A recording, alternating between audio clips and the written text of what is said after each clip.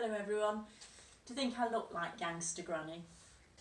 Well, I'm going to read Gangsta Granny by David Walliams. And this story, it's about Ben, who has to go and stay with his grandma every Friday night. And he thinks grandma's quite boring and eats cabbage soup and plays Scrabble. He doesn't really like it.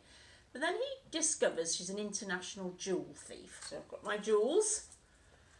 And things get a little bit more exciting. Well, they decide to go and rob the crown jewels in the Tower of London, and that's where the bit I'm going to read from.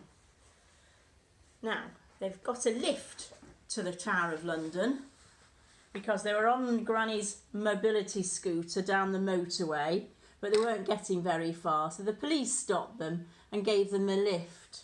So we're going to start just as they get to the Tower of London. Now, every granny wears their glasses, so I'll have to put mine on. Oh. Okay, it's called Chapter 24, Dark Waters. Just here, please, said Granny, directing from the back seat of the police car.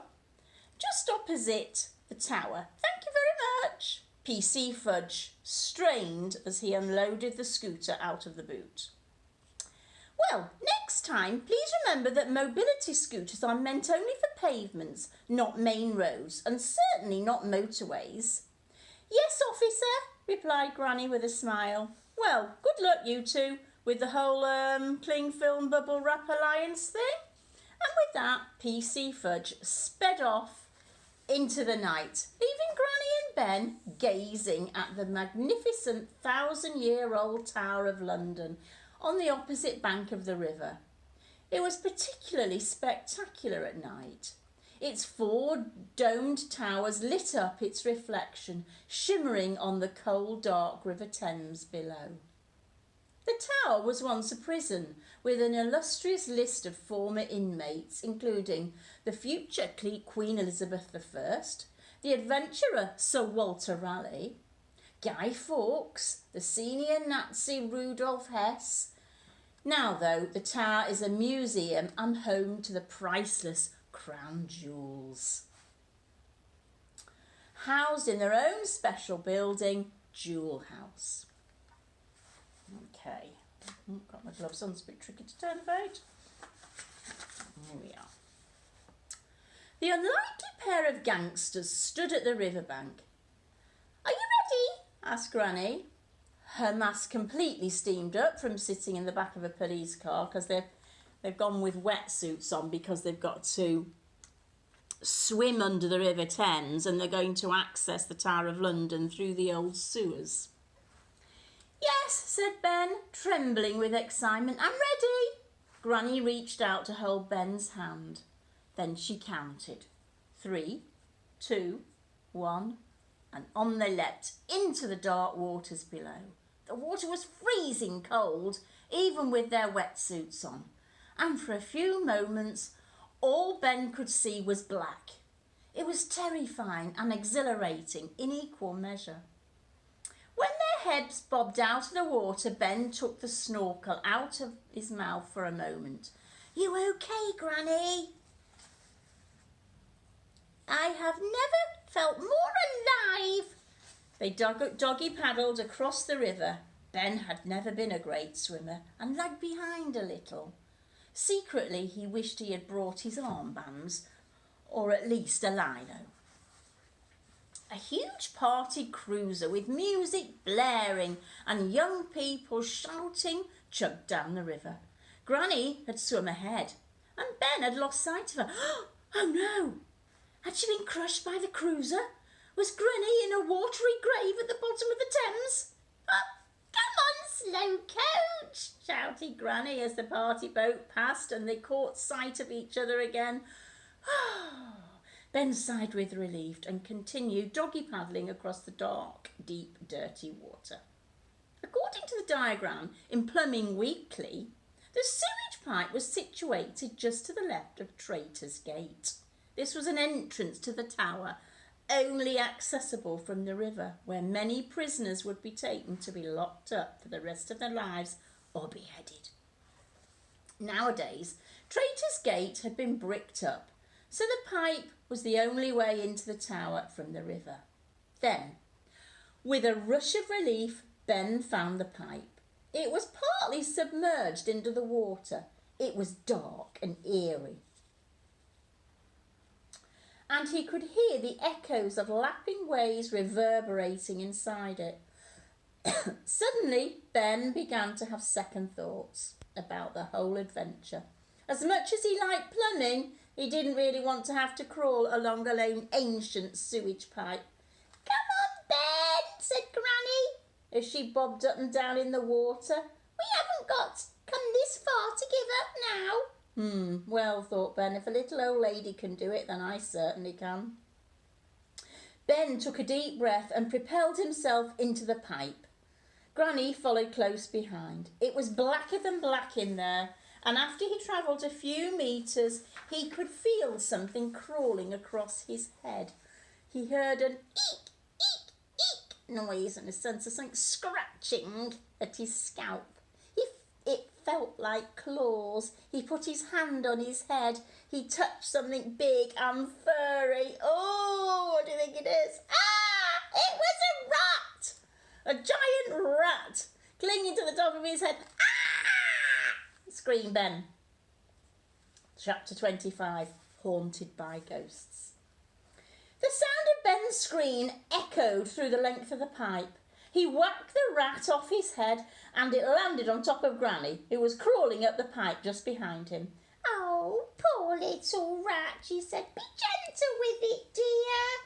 But he was here first. "Now, come on, we have to hurry. The sleeping tonic chocolate cake I gave the guards will be wearing off very soon." The pair crawled further up the pipe. It was wet and slippery and it smelled awful. Unfortunately for Ben and Granny, it turns out that ancient poo still does pong. He hauled himself out of the ancient stone privy and then reached down the pipe to help his Granny clamber out. They were covered from head to toe in disgusting, stinky black slime. Standing inside the dark, cold toilet, Ben spied a glassless window in the wall. They clambered through this and landed on the cold, wet grass of the tower's courtyard below. For a few moments they lay there, gazing up at the moon and the stars. Ben reached out and held Granny's hand. She squeezed it tight. "Oh, this is amazing," said Ben. "Come on, dear," she whispered. "We've barely started yet." Ben stood up and helped Granny to her feet. The old lady immediately started unwrapping the cling film that she had waterproofed her handbag with. This took several minutes. "I think I may have overdone the cling film. Still, let's be safe than sorry." Eventually, the mile-long roll of cling film was off, and Granny took out a map Ben had cut out of a book in the school library, so the two unlikely thieves could locate Jewel House. It was eerie being inside the Tower of London courtyard at night. The tower is said to be haunted by ghosts of people who died there. Over the years, several guards have run away in terror, claiming that at the dead of night they had seen the ghosts of various historical figures who had died there. Now, though, there was something even stranger roaming around the courtyard. Granny in a wetsuit. "This way, hissed Granny, and Ben followed her down a wall passage. Ben's heart was beating so fast he thought he was going to explode. After a few minutes they were standing outside Jewel House, overlooking Tower Green, and at the monument to those who were beheaded or hanged there, Ben wondered if he and Granny would be executed if they were caught stealing the crown jewels, and a shiver ran down his spine. The two beefeaters were lying on the ground, snoring loudly. Their immaculate black and red uniforms, emblazoned with ER, were becoming soiled on the wet ground. Granny's herbal sleeping tonic in the chocolate cake had worked, but for how long? As she hurried past them, Granny let out a familiar quacking sound from her bum. One of the guards' noses crinkled with the smell. Ben held his breath. Not just because of the smell, but because he was afraid. Was Granny's bottom Bert going to wake the guard up and ruin everything? An eternal moment passed. Then the guard opened one eye. Oh no! Granny pushed Ben back and raised her handbag as if to clobber the beefeater with it. This is it, thought Ben. We'll be hanged. And then the guard closed his eyes again and continued snoring. Granny, please try to control your bottom, hissed Ben. I didn't do a thing, said Granny innocently. It must have been you. They tiptoed to the huge steel door at the front of Jewel House. Right, I need your dad's power drill, said Granny, reaching inside her handbag. With a juddering whir, she started drilling through a series of locks on the door. One by one, the metal locks crumbled to the ground. All of a sudden, the guard snored extremely loudly. Ben froze and Granny nearly dropped the power drill. But the guard slept on, and after a few nerve-wracking minutes, the door was finally unlocked. Granny looked exhausted, sweat dripping from her forehead. She sat down on a low wall for a moment. Oof. Then pulled out a thermos flask. Cabbage soup? She offered. No thank you, Granny, replied Ben. He shifted uneasily. We'd better get going before the guards wake up. Oh, rush, rush, rush, all you kids do. Patience is a virtue. She poured the last of the cabbage soup down her throat and rose to her feet. Oh, delicious. Right, let's do this, she said. The huge steel door creaked as it opened and Ben and Granny entered Jewel House. Out of the dark came a flurry of black feathers, hitting Ben and Granny in the face. Ben was so startled he screamed. Shh, said Granny. What were they? Said Ben, as he saw the winged creatures disappear into the black sky. Bats? No, dear, ravens. There's dozens of ravens here. They've lived at the tower for years. Ooh, this place is spooky, said Ben, his stomach knotted in fear. Ooh, especially at night, agreed Granny. Now, stay close to me, boy, because it's about to get a whole lot spookier. 26. A figure in the dark. A long, winding corridor stretched out ahead of them. This was where tourists from around the world queue for hours to see the crown jewels. The old lady and her grandson tiptoed their way silently along it, dripping smelly, icy water from the Thames in their wake. Finally, they turned a corner into the main room, where all the jewels were kept. Like the sun bursting through the clouds on a grey day, the jewels illuminated Ben and Granny's faces. The pair of thieves stopped in awe. Their mouths fell open as they looked at the treasures laid out before them. They were more magnificent than anyone could imagine.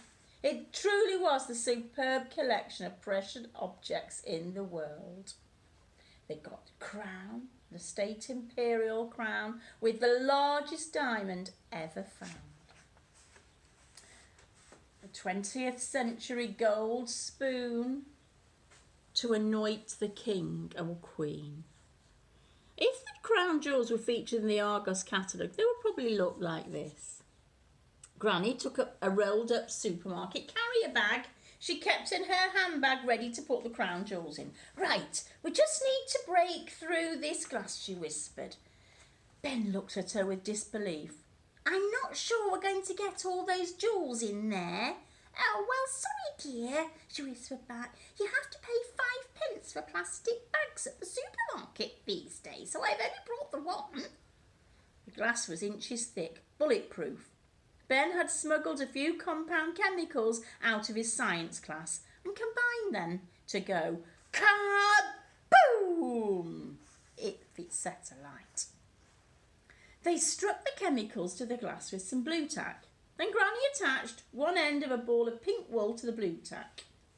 Then she produced some matches. They just needed to make sure they were far enough away from the explosion. Otherwise, they might be blown up too. "Right, Ben," whispered Granny. "Let's go as far away from the glass as we can." The pair retreated around a wall, unravelling the pink wool as they went. "Do you want to light the fuse?" said Granny. Ben nodded. He really wanted to, but his hands were trembling with so much excitement he didn't know he could. Ben opened the matchbox. There were only 2 matches inside. He went to strike the first, but his hands were shaking so much he broke it in 2. "Oh dear," whispered Granny. "Have another go." Ben picked up the second match. He tried to strike it, but nothing happened. Some river mortar might have got into the wetsuit and made it damp. "Oh no!" Granny put her arms around his grandson. "Oh, you're an amazing young man, you really are. Since we've been spending so much time together, I'm 100 times happier than I could ever say." "Oh well, here goes." Now, suddenly there was a voice from the... "Oh, what's that?" There was a figure stepped into the light. It was the Queen. "Oh, what on earth are you doing here?" asked... Hello, Your Majesty." "Oh, I like to come here when I can't sleep," replied the Queen. She spoke in an instantly familiar posh voice of hers. Ben and Granny were surprised to see her wearing a nightgown and little furry corgi slippers. She also was wearing the coronation crown on her head. It was the most magnificent of all the crown jewels. The Archbishop of Canterbury placed it on her head when she was crowned Queen in 1953. There she is. The crown, which dates back to 1661, is made of gold, encrusted with diamonds, rubies, pearls, emeralds and sapphires. It was an impressive look, even for the Queen. "I come here to think," the Queen went on. "I got my chauffeur to bring me over from Buckingham Palace in the Bentley. I have my Christmas address to the nation in a few weeks, and I need to think carefully about what I want to say. One always finds it easier to think with one's crown on. The question is, what on earth are you two doing here?" Right, I'll leave it there. And if you carry on reading yourself, you'll find out what happens to them. I hope you enjoyed that. Bye-bye.